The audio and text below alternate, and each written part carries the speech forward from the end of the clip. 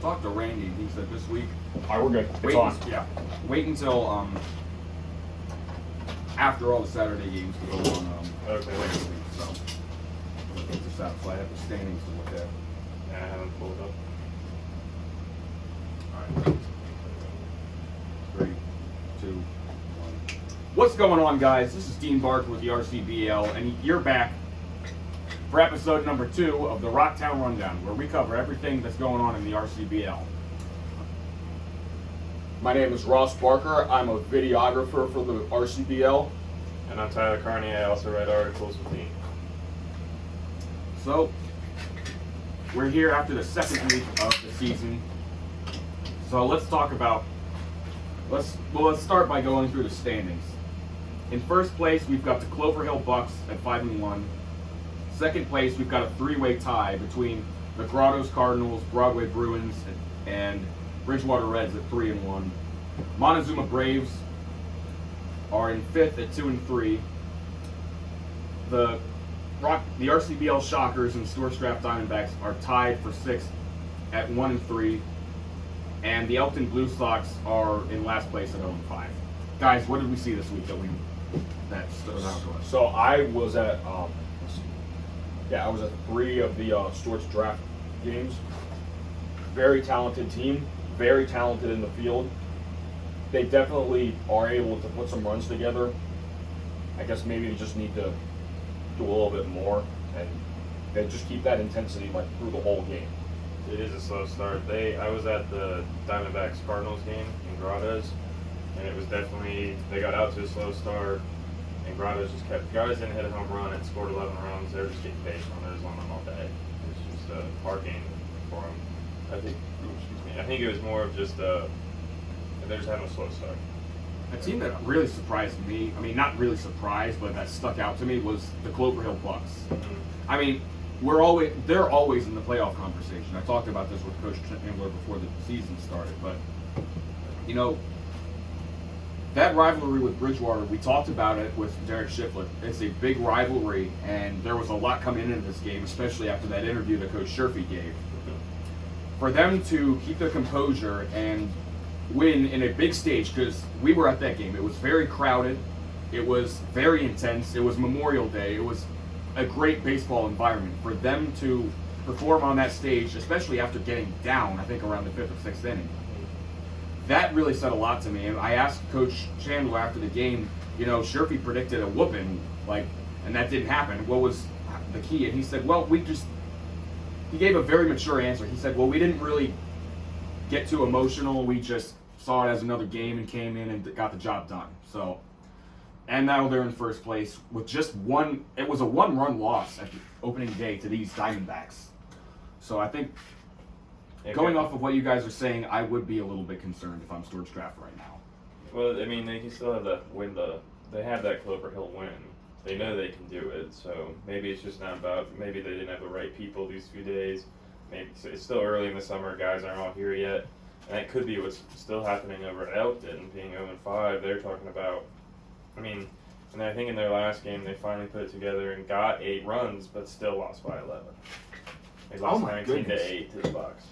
So they finally got some offense together, so maybe their bats are catching up, because I'm worried about them because Sutton brought in a lot of his high school guys. Right. So Do you know how his high school team did this past year? I do not. But they're talented players, obviously. They're not, they're on 5, but they haven't looked awful in these games. And I think the offense is there for Elkton. It's just, there. can the pitching calm down? Yeah, calm down and catch back up. I think that they're just getting their first taste of, older players that know how to swing a wood bat, and these older pitchers, especially like Huffman. I don't think he's played Elkton yet, but I mean, he struck out Montezuma 12 times. Yeah, we're covering that doubleheader tonight between Bridgewater and Elkton. Mm-hmm. The thing you got to keep in mind about Elkton is they also didn't have a team last year, so they're getting back on the field for the first time in 2 years. But they were already, that's the problem, is they were already in building mode when they decided that they had to shut down for a year. Yeah. So for them to come back, they I'll be still completely missing guys. I'll be completely honest. They are playing the Reds tonight, and as we know, the Reds won the championship last year, and they're looking like they're going to make a run this year. a doubleheader. Don't. I'm not saying that Elkton might not win one Yeah. of those games. I can see him splitting it tonight, but I can also see the Reds winning easily neither. I don't see Elkton winning both just because I don't know if they have enough guys Right. yet. Because he has talked about how guys aren't going to be there all the time, and I think that'll, as we get later in the summer, Elkton is going to get much, much better. And obviously, I mean, it's the first 2 weeks, they're still catching up, and then once they caught up, they're going to look good. One thing Chris Rush pointed out to me that, I mean, they lost to the Reds this past game, so it was interesting that it was a little bit ironic. But one thing he pointed out is, as far as starting pitchers, the Reds have Derek Shiflett and Chris Huffman. Yeah, Derek Shiflett, who closed against the Rays. Yeah, I mean they've got other decent pitchers, but I mean those are really your two go-to guys. As far as the other guys, I mean they're kind of pulling here. I mean they did a very good job last night to win the rematch of the championship last year. But I mean you don't really know what you're getting out of Bridgewater starting pitchers other than those two guys. Yeah. So I think I wish I hadn't seen Elkton has a somewhat decent offense. I think if they can string together runs. Yeah, once they get guys on base, they're real aggressive. They're really fast. So if they can get on base, they're going to get guys in. You know, at a ground out to first, they're going to have a guy that's stolen second and third that's going to get in, and stuff like that. So I don't know where in Montezuma. I talked to Chris Rush after their Reds loss. He was like, he did talk about. I asked what needs to change for Friday, and he said, "Well, not much because we went against two of the best pitchers." Something went wrong though with the Bruins game, with the way that went. Yeah, I mean, the Braves team. I don't think. I'm not hitting the panic button right now, but if I am Chris Rush, I'm saying, all right, let's have a wake up call right here. I mean, yeah, a good win against the Shockers, and I mean they did lose two. They lost to. What was their record? Yeah, they lost to the Cardinals, Reds, and Bruins. The Bruins lost. I think. But I mean, that's. They still have Robertson. They still have good pitching. They have really good hitters throughout the whole lineup. Robertson obviously sticks out with how high he's hitting right now, but I mean they're going to be fine. He's still top of the league. We talk about the Bruins. They had a pretty good week. Yeah, they did. I think they went 3-0. Let's see. Their pitcher 2-0 this week. Their pitcher on Wednesday, he's actually graduating high school today. He's 18. The one hitter. Yeah, he threw 7 1/3 innings. This guy Carl Keenan against what was last year the best offense in the league. 7 1/3 innings, struck out 12 guys, just 1 hit and no runs. That is very promising if you're Bryce Strawderman. Mm-hmm. I mean, seeing them go out and put up, what was it, 18? Oh man, I'm terrible at that. Hang on. 18. I mean, he put 36 runs up from Friday to Friday, and that's pretty good in 3 games. Yeah, I mean this Bruins team. They won the championship in 2020. I mean, granted that was the COVID year, so there was some crazy things going on. Yeah. What did Broadway do? They won earlier this week. They won big on the Blue Sox. They beat the Diamondbacks, not allowing a run. Right. And then last night for them, this Braves team, as we were just saying, the Braves are a good team. Yeah.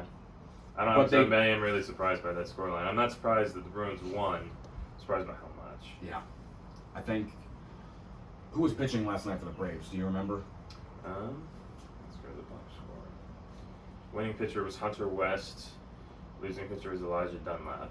I believe Dunlap's a really good pitcher. Yeah. Rush had a lot of good things to say about him in preseason when I interviewed him. He was the guy, I think he threw a no-hitter last year.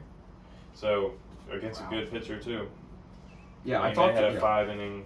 5-run inning. One of the things that Strawderman talked about when I talked to him after their win on Wednesday, I said, what does this win say about your team? And he says resiliency for these guys because they still don't have all their players yet. And they drove an hour and a half to Stewart's Draft. That's the thing people... Yeah, Broadway's on the other side. Yeah, people don't realize just how much... I mean, we're living in Harrisonburg, so we make like a 15, 20-minute drive for all the games other than Stewart's Draft. But people don't realize, like, you're going all over the place. Some of these guys got jobs. Some of them still are... Some of them are still in school. Yeah. There's a lot going on for these guys. For them to... I mean, you might say resiliency. I mean, on the field, the only problems we saw with them was the loss to open the season at Grottoes, who we're going to talk about pretty soon. Mm-hmm. But this Broadway team, I'm surprised by, and I'm liking what I'm seeing out of the new coach. Yeah, Sherman, I mean, it doesn't surprise me that they're buying into him because he was most of these guys' teammates.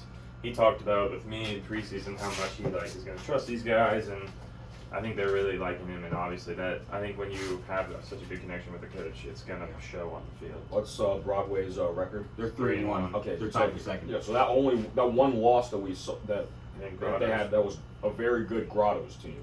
Yeah, I think let's keep an eye. Grottoes is We're also gonna scary. keep an eye on Bryce Strouderman for Coach of the Year this year. But let's talk about Grottoes. The Grottoes is also 3-1. Yes. I was at their Tuesday game. It was I think it was 7-3 against. I think it was 10 to. According to this. 7-3 against the Reds, right? That was their only loss so far. Yeah. Tuesday was 9-2 against the Bruins. Oh yeah, that was nice. Let's speak a little up a little bit because that thing's going on. But yeah, they won. Grotto, yeah, they played Stuart's Draft on Tuesday. I think it was 7-3. Mm-hmm. I mean, we're talking about our concerns with Stuart's Draft, but at the end of the day, that's still a very good team. For them to come in there and win, and it was not a close game. For them to win like that, 10-3, yeah. and I really liked what I saw out of Dylan Nicely first week. He didn't get. It was a very close between him and Michael Robertson for Player of the Week, but he's hit that. That kid's hitting the ball like nobody's business. Yes. And they're they're 10-3 when they beat the Diamondbacks. That was my first game in Grottoes, and they didn't look good that day. Yeah. And then they're hitting What did they play? Did they play anybody else this week? nicely this week. Oh yeah, I think they just had one game this week. I think they play tomorrow or Sunday. Okay. They had a long time off. They had a big break, so we might see. They talked about their pitching. I got lucky enough. I got to sit in the box with the people that do the live stream for their games, Facebook Live. They were talking about how they used the same combination of pitchers that they did in the opener when they beat the Bruins, and I think that those two guys, that 1-2 punch is going to be really lethal with with Tucker Garrison and Eli Lamb. Tucker's got a bat too. Yeah. If you've seen him hit, I don't think I didn't get to see him hit that day, but no, they would both there'd be a couple runners on or something. They would just slam the door shut and just wouldn't allow Stuart's Draft to get anything going. Yeah. 2 runs in the 4th and 1 run in the 8th is all they allowed. yeah, I think this. Their Grottoes, what they really have going for them is they don't have a weak spot in their lineup. Not right now. I mean, they might have guys who are a little bit weaker than others, but you look all around, all these guys, Natty Solomon, the Jacob America, the Nicely twins. Yeah. Every single one of their players looks like they could Aaron. hit, if not hit a home run, then be very good. No, yeah, Tommy. I mean, even guys that were hit lower that game against Stuart's Draft had RBIs, or like an RBI ground out or something. Like their hitting percentage doesn't say the whole story. Grotto's something that I talked nicely about preseason and after the Stuart's Draft game is can we see, other than Tucker Garrison, Eli Lamb, and their top guys in their bullpen and starters, he really has been trying to build. That's his main goal for the year: build that consistency through a pitching rotation. And that's if they can keep that, I don't know who's really going to stop them. Yeah, their offense is good if they get the pitching down. I think it's looking like it's going to be. I mean, let's not forget about Bridgewater. Oh yeah, everybody knows the Bridgewater. But I mean, it's going to be probably between Bridgewater, Grottoes, and the Bucks, and also the Bruins. I mean, it's looking like those are really going to be your teams that are going after it this year. Let's talk about the Shockers. I think they got their win earlier in the week at Elkton. They got Cardinals coming up. And then last night they played. They played at the Bucks. Yeah. 7-1. I mean, they've run into some good teams this first few stretch. They got that nice win against the Blue Sox, though. They've got 2 of their losses are to the Bucks, and I don't think they played a home game this year. And that is one thing I talked to Coach Potts about. We were hoping to have him on the show today, but he wasn't able to come because he had graduation for his high school guys. By the way, Heritage High School, where Nolan Potts is coaching. I don't know, I forget where exactly it was that they finished up, but they had a pretty good playoff run. For him to go in there in his first year, that's pretty impressive. So that'll be good. So he's coaching high school while coaching summer college. Yeah, and he just got back, so I think you're not alarmed. I don't know if I'm alarmed, but I think his absence has been clearly felt. I mean, yeah, you're talking about they haven't played an away game. They won't play a home game until June 14th, and then they go on a pretty long homestand. But I mean, yeah, the field's not ready if these teams are making deep playoff runs. It is hard to travel every day. It's going to be interesting. They have a really hard start to the season. They go Braves, Bucks, then the Blue Sox, then Bucks, Cardinals, Braves, Bruins, and then they get back to the Blue Sox again. But I mean, that's a tough start. I mean, stealing a win from any of they play all like the teams we were just talking about. They play a lot of those guys. They three of those four we were talking about. I mean, I wouldn't be worried yet if I was them, just with how hard their start of the schedule is going to be with how it's shaping up right now. Yeah, and they just got all their guys back from Shenandoah, who lost at Lynchburg in the Super Regionals. Yeah, they were 2-0. I saw that. Lynchburg. Were any of those games close? I mean, did you see the scores? I think the second one was close. I think one of them. I can't remember which ones, but I think they were both. I don't think either of them were blowouts. Right. So I mean, Shenandoah's always got a decent team. So I think you get those guys back. I mean, I don't want to say like, obviously I'm not hitting the panic button, but Clover Hill has gotten a pretty big lead, and it's very competitive between those three teams who are tied for a second. So I think the sooner they can get back into a groove with their guys coming in, and they can steal 2 or 3 games on this away stand, because they still got 3 more away games until the home game. So this next week and then Monday. So if they can get one of those, if they can go into Shiflett and Riverton, and we'll get a win from the Braves and the Cardinals, and that's a big task, though. Yeah, I think that's if they steal one of those games, or the Bruins. I mean, their next 3 games are pretty hard, but 2 or 3 of those, they'll be right back in it. One thing you do need to keep in mind is they'll be adjusting not only to a new, getting the coach back and everything, they're moving to a new field. This Shockers team has played at Rebel Park in Newmarket for a long time. Mm-hmm. I might have already messed up and said the Newmarket Shockers, but technically their name right now is the RCBL Shockers because they don't have a permanent home field. They're playing at Spotswood High School. I covered a game there earlier this year for the Daily News Record. It's an interesting place to play. Like the bleachers are like way back. You got that big hill. You've got that huge hill, and it's interesting. Like I don't know if you've driven by it. I actually, when I was at Bridgewater my freshman year, I had to go there for a teaching experiment or whatever it was. Yeah, like right off of where the outfield wall is. There's that a hill. Huge. That's huge. And there's a hill behind home plate too. Like you could get. I haven't seen anything like that. You could get a lot of people there if they're willing to sit on the hill. But I mean, home field advantage is going to be key for this Shockers team. It's going to be interesting to see how many of their fans travel with them, or if they get a whole new fan base. Because I think I'm not there. Are any of their games really going to feel like home games? Because they were playing at Rebel Park, which is essentially they've got the college dimensions, where it is now they're playing at Spotswood, where it's a high school field. So if you've got power, you're gonna be hitting a lot of home runs. Yeah, it's a little shorter, especially like a field like Shiflett, very college, clearly college field. Going back to that, they might find it easy to hit at home, but they got to pitch well at home. It's gonna be some high scoring games there, but I think that'll be an adjustment for sure. It's gonna feel like they don't have a home field for a while. They're gonna feel a little homeless, but they'll settle in. I think once they settle in, they'll be a good team.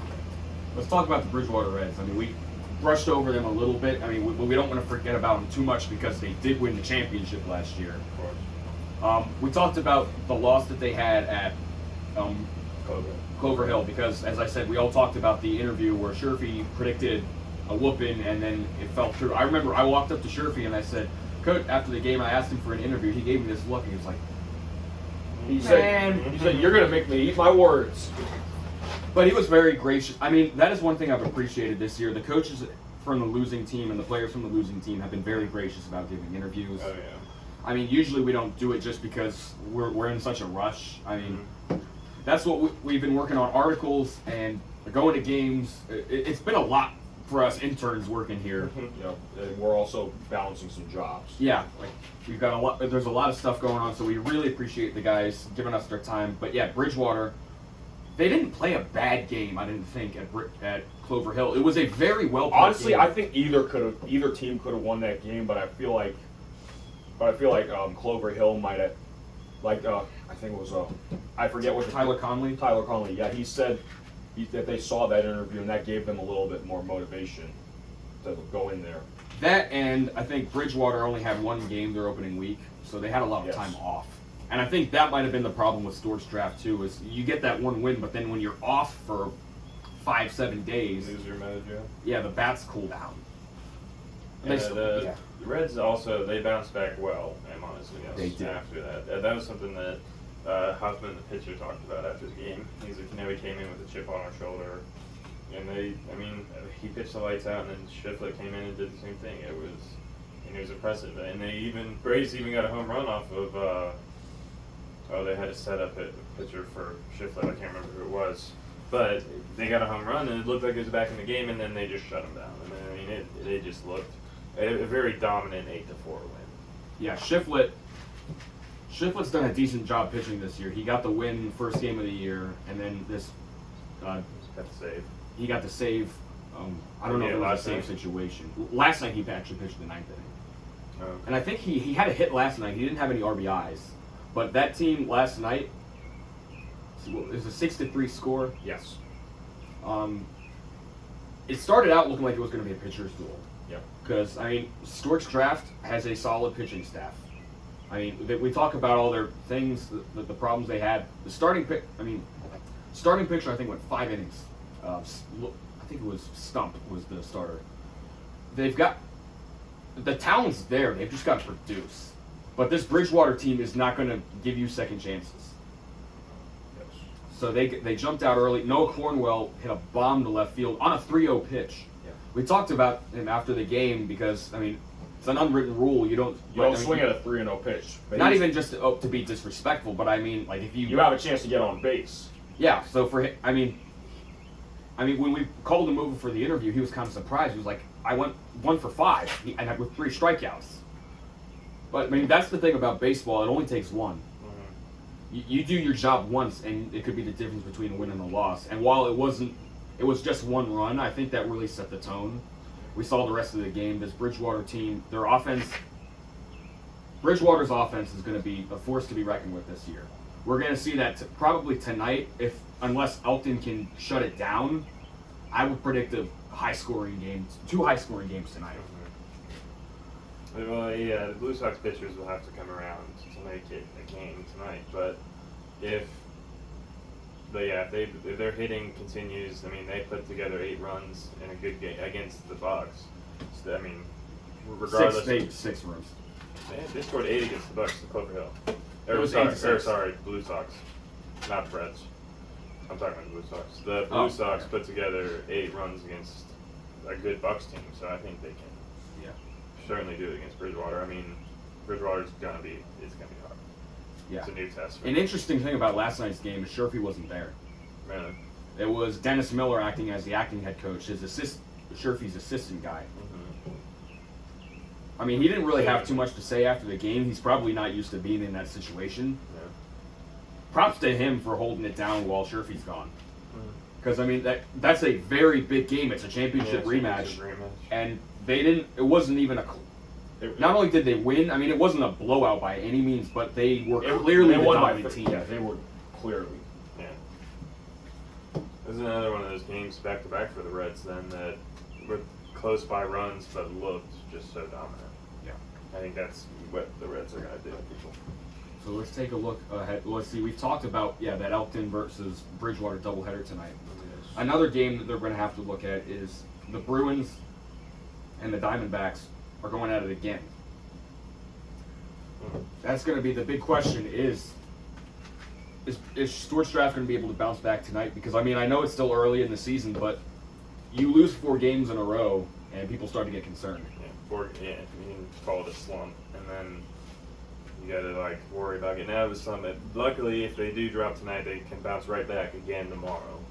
I got another home game. It's against the Braves. They're 2-3, but it's a tough Braves team. Tough Braves team, but I mean, yeah, I think they'll get through this weekend all right. I think they'll certainly. I mean, they're the Diamondbacks. They're gonna make it. Yeah, I think the fact that they have this many losses and stuff, I think that's probably going to be a wake-up factor. Mm-hmm. I think he probably gave them. For a team that's gone to 2 straight championships to start the season 1-3, I mean, they're going to look at the thing and see them right next to Elkton and be like, an 0-5 team, nothing against I Elkton. think they just hear An this 0-5 listening to us team. right now. It's like, all right, guys, let's go. Yeah, like, they're going to look at the standings and be like, yeah, we got to step up. So that's if that game doesn't get rained out tonight. Right now, it's looking like there's a 50-50 chance we're even playing baseball. Yeah, not even rain. There's also talk about thunderstorms. Yeah, that's a concern. I mean, moving ahead, I mean, I don't know if the league's just going to cancel the game because They already. that's going to be 2 games in Elkton Yeah. tonight. If they postpone both of them, we don't know when they're going to. Yeah, they already postponed a game from last Monday, and they ended up playing. It was the Stuarts Drafts and Grottos.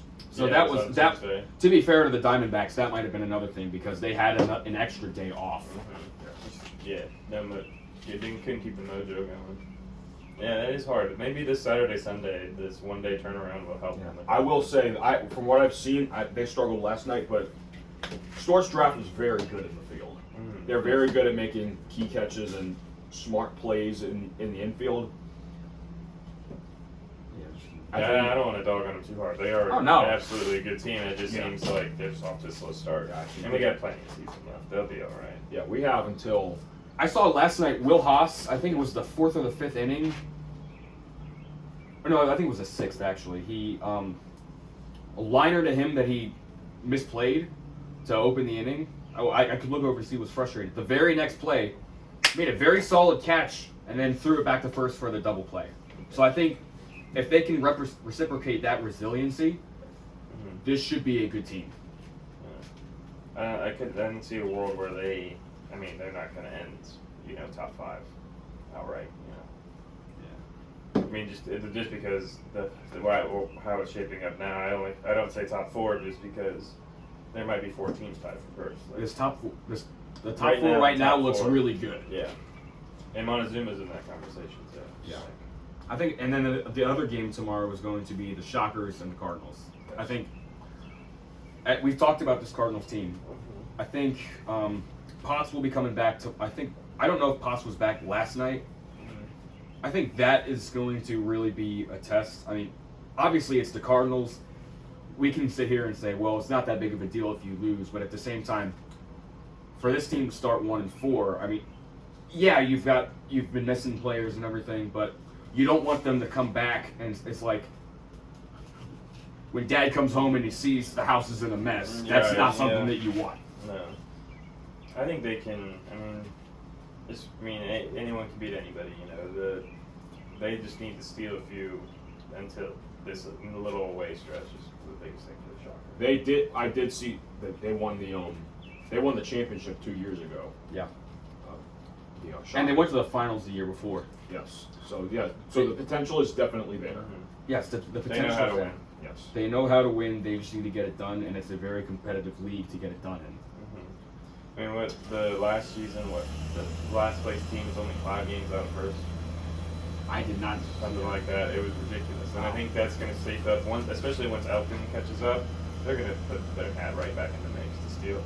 One of Sutton's goals was, they got to go 500 and they got to win a playoff series. That's and he thinks that's completely realistic. And what they've done is once they get it under control, they can totally do that. Because it's going to depend on their pitching. Like, if they get their pitchers back that they're waiting on, I'll never forget 2 years ago, Clover Hill was the second place team going into the playoffs and had a very solid regular season. They take on the Bridgewater Reds, who were actually in 7th place. They didn't have a very good regular season. And all of a sudden, Bridgewater comes in and sweeps them. Yeah. And then the next series, they have the run differential for over a 3-game span was just 5. So I mean, just because it boosts your confidence to finish 500. But if they can get a little bit of energy going, I don't see why this team can't make it competitive. Because I think they have things that are going to give them problems, give teams problems. So speed, they're all younger guys, so they're going to be a little more. Like, this is going to be my first pitch team. longer. They can, they don't need quite as much rest as some of the older guys in the league, and I don't know. They'll especially in playoffs when you want your best guys to play all the time, they'll probably be able to do that. So yeah, I mean that's the thing for this Elton team. I mean, the testament to a winning team is not do you keep winning. It's when you lose, because we're talking about it looks very good, but these teams, Clover Hill, Broadway, Grottos, who else? But we're talking about the top 4. Bruins, Bruins, Bridgewater. There's going to come a time where they're going to hit a slump. Yep. It's it's 20-something games, but it's, as we're saying, guys are working, things are happening. You're going to have some losses. The testament is, do you just throw in the towel and say, all right, let's not exert too much energy, it's not going to be a winning season? Or if you keep winning, if you keep fighting, eventually you're going to start winning games. It's like what Rocky Balboa said. It's not about how hard you hit. Of course, we're not talking about fighting right now. We're talking about baseball. But it's not about how hard you hit. It's about how you get hit, how bad you can get hit, and keep moving forward. Yeah, this Elkton team, we talked about them a lot. We talked about them a lot last week. We talked about them a lot today. They've been through a lot in the past 3 years, and they're still in there. You got to keep that in mind. Yeah. There was a big deal for them to come back this year. Nobody said this was going to be a cakewalk for them. Yes. I mean, I haven't seen them play this year yet, but I've driven by the field for work. The field looks pretty good. I think if you've got the town, you've got the community caring about this team. We saw that they had like a little wrestling thing. I'll be honest, I would have loved to see that, but we were out of town that weekend. Oh yeah. But I think you've got energy. There is not concern, but you've got interest there, which I think Elton hasn't had in a while. You just need to keep at it. I mean, maybe they don't have a playoff run this year, but I think you just keep at it. I think the more that they improve, the more they set themselves up. So, I mean, if they got this young team, they're gonna continue to get better. And if we're talking about years, maybe they all stick together, and we end up seeing a team like the Reds in the future, and it's one that all flips and goes back and forth. But they do need to start if they're going to keep this interest. I mean, 14 runs scored to 67 allowed is not king. Then they get Mercy ruled up in Clover Hill, 10-0. Like they just, I mean, once they put it together, it'll be there. But I think that could start tonight with them making a statement against the Reds. Yeah, because you've got 2 games, and as I said, we're going to be interested to see where the pitching comes from, because I mean they've got 2 main starting guys. They can pull them here and there, but that is the only concern I would have about Bridgewater is having a consistent pitching staff. I mean, you have days off, but you get to the playoffs, you're going to be playing day after day after day. Right. You're going to need to have pitching. You're going to need to have a lot of starting pitching.